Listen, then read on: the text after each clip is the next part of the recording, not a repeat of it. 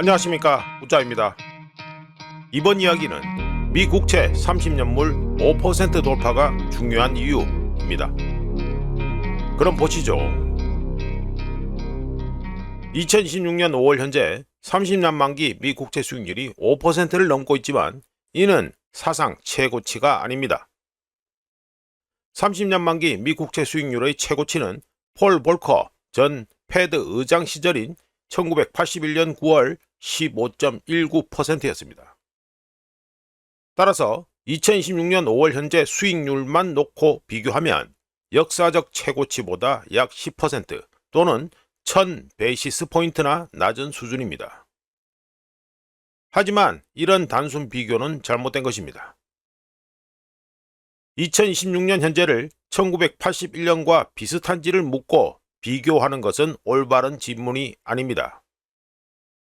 왜냐하면 비교 자체가 잘못되었기 때문이지요. 따라서 올바른 질문은 최소 수년간의 레버리지, 저금리, 과대평가된 자산 가격, 기록적인 수준의 주택 구매 불가, 그리고 막대한 재정 적자가 이어진 오늘날 경제가 5%짜리 장기 국채 수익률을 흡수할 수 있는가입니다. 즉, 문제는 오늘날 경제가 5%짜리 장기 국채 수익률을 흡수 또는 감당할 수 있는지 여부에서 시작됩니다. 1981년을 기준으로 잡으면 안 되는 이유. 1981년 당시 미국은 두 자릿수 인플레이션과 싸우고 있었습니다. 볼커 패드는 의도적으로 통화 공급을 억제하고 있었는데 패드, 미국 연준이 인플레이션과의 전투에서 물러서지 않을 것이라는 사실을 투자자들이 깨달았을 때 채권 시장은 결국 항복했었습니다. 즉, 1981년은 인플레이션과 관련된 신뢰 위기였습니다. 2026년 현재는 다릅니다. 1981년 스타일의 인플레이션은 아니지만 경제는 재융자, 자산 가격, 그리고 부채 상환에 훨씬 더 의존적이기 때문에 명목 국채 수익률은 1981년보다 훨씬 낮지만 그 수익률에 대한 민감도는 과거 1981년보다 훨씬 더 높습니다. 그렇기 때문에 오늘날 5% 이상의 국채 수익률은 사람들이 생각하는 것보다 훨씬 더 중요합니다. 1981년에 기록한 30년 만기 미 국채 수익률 15%는 인플레이션 심리가 붕괴되었기 때문에 재앙적이었습니다. 2026년 현재 30년 만기 미 국채 수익률 5%가 위험한 이유는 장기 자금이 낮게 유지될 것이라는 가정에 기반해 전체 금융 시스템이 구축되었기 때문입니다. 장기 국채 수익률이 높은 수준을 유지하면 어떤 문제가 발생할까?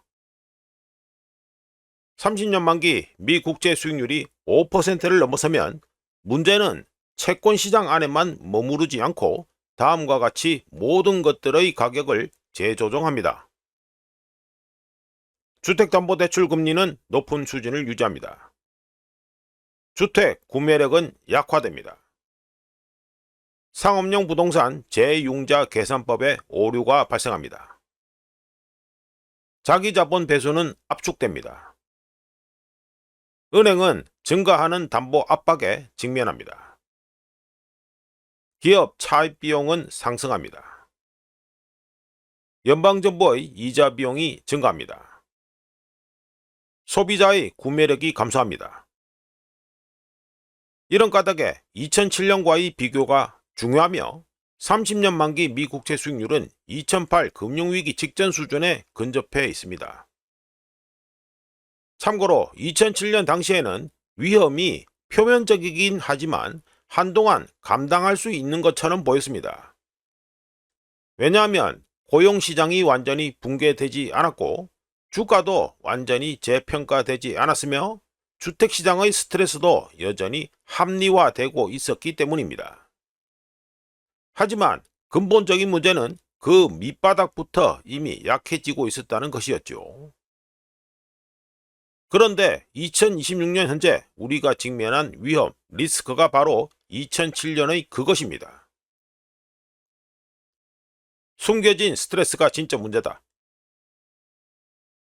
경제가 헤드라인 데이터 아래에서 스트레스 징후를 보이는 가운데 장기 국채 수익률이 상승하고 있습니다.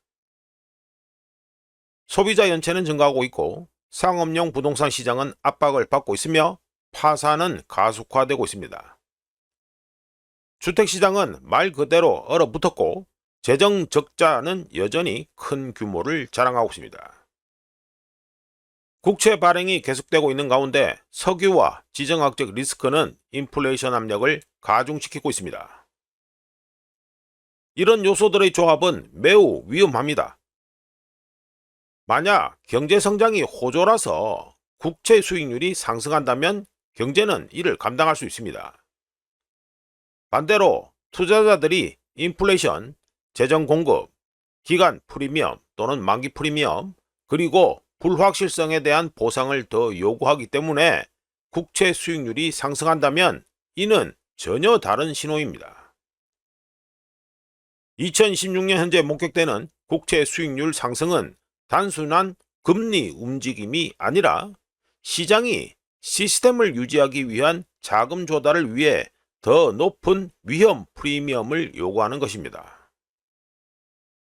마무리해보면 단순 비교를 해봐도 1981년 당시 30년 만기 미국채 수익률 15%에 당시 미국 부채를 GDP로 나눈 값, 즉 미국의 부채 대비 GDP 비율 35%를 곱하면 스트레스 단위가 5.25인데 반해서 2026년 현재 30년 만기 미국채 수익률 5%에 120%에 달하는 미국의 부채 대비 GDP 비율을 곱하면 스트레스 단위는 6이 넘어갑니다.